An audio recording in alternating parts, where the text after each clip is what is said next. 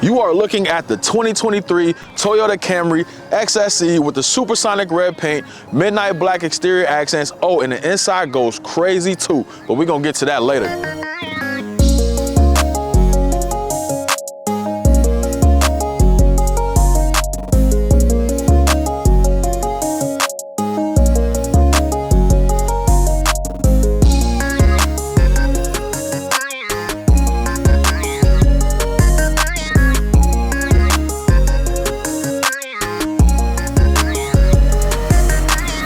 Let's start with some of the heat that Toyota put into this vehicle. First up, you have the midnight metallic black roof, pronounced hood lines, black sports mesh grille, LED headlights, LED tail lights, a rear spoiler, all on top of 19-inch gloss black rims. Still not impressed yet? This is a hybrid. Now, is it the best hybrid under 35K? I guess we'll find out together at the end of this video. But let's talk performance real quick.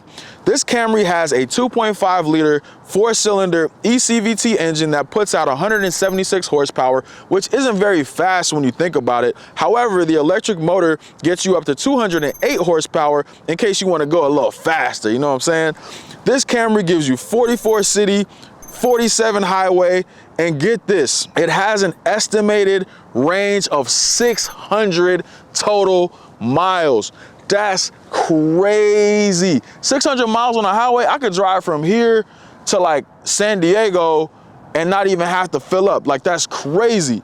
Do you know how insane that is? This car comes with this red and black key fob that matches the paint, but the reason why I'm showing you this key fob is because it's one of two ways in which you can open the trunk, aside from the button on the interior of the vehicle. Once the trunk is open, there's a lot of space on the interior, which is pretty standard that you'll find in most Camrys. However, the thing that I really don't like about the trunk is that you also have to manually close it. So nothing else to really talk about, but I think this is a big miss from Toyota. Once inside this Camry, I want to highlight the interior accents, features, storage, and the infotainment system.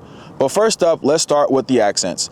You have silver door handles, patterned metal interior trim, red paddle shifters, which I think are pretty dope, by the way, and really set the interior of this vehicle off, and ambient interior lighting that comes with 4 standard color options. As far as interior features go, you have a leather wrapped steering wheel, heated and cooled ventilated seats, wireless smartphone charging with charge light indicators.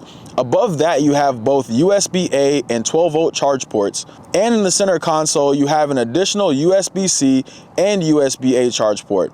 This comes with 4 drive modes that you can switch between EV, which has that kick, Eco, Normal, and Sport, which is the 176 horsepower that I was telling you about before. The brake hold button, which is one of my favorites, and y'all at them red lights twerking on them headlights, can also take advantage of this button. This car also offers some pretty standard storage. You have 2 front and 2 rear cup holders, 2 front door and 2 rear door bottle holders, and a pretty deep, generous storage in the center console. Next up, we have infotainment. So this Camry offers a 9-inch touchscreen, very responsive to the touch and not glitchy infotainment screen. It's compatible with Android Auto and Apple CarPlay, plus Amazon Alexa. This has Audio Plus with JBL. That means there are 9 JBL speakers, including a subwoofer and an amplifier in this car. Not the JBLs though. Toyota said you about to get that thunder, baby. Now I will say that sitting in the back seats, they're pretty comfortable. They're kind of buckety, so it kind of hugs you when you're sitting back here, and they're super comfortable. But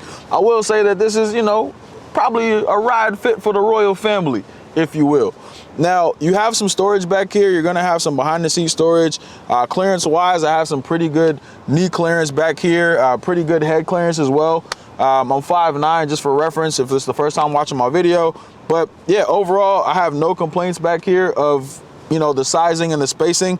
And then the last thing I'll just touch on really quickly is you have a couple of vents back here that you can control and turn them on and off from a passenger standpoint, but that's really about it. As we take this on the road, I think that this has it's pretty comfortable. I think ride quality is pretty good.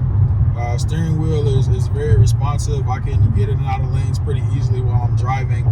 I will say that I do like the lane keeping assist because it kind of bounces you between the lanes. In terms of other safety features, this has the 360 camera as well that is really cool, that you can use and kind of leverage as you're driving or as you're parking, etc.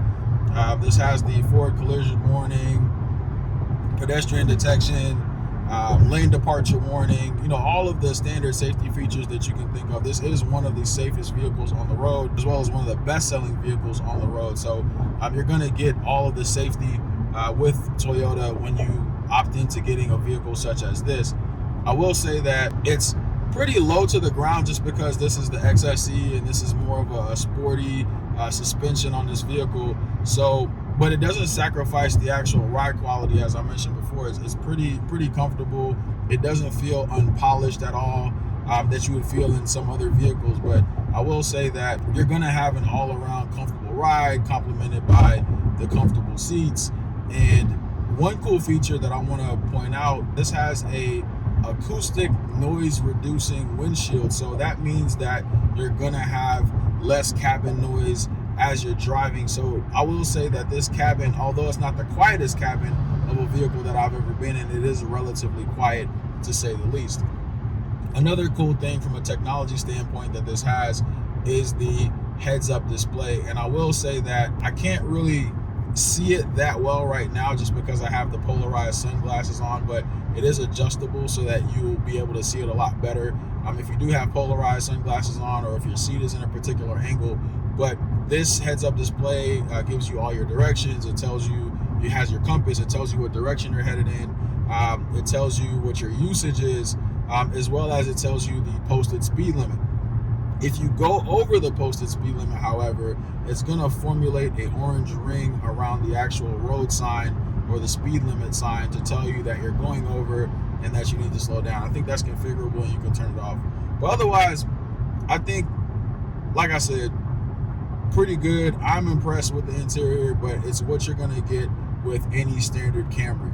So I encourage you to go check it out and go test drive one. So my final thoughts on this Camry: this is comfortable, dependable, economical. This is technologically sound. This is Toyota's love letter to its consumers. But when I look at this Camry and I compare it to its peers such as the Hyundai Sonata and the Kia K5, where you get lower price points, upgraded engines that produce somewhat over 300 horsepower, I think that although Camry is tried and true, there are some other competitors out there and some other alternatives out there that you should also take a look at.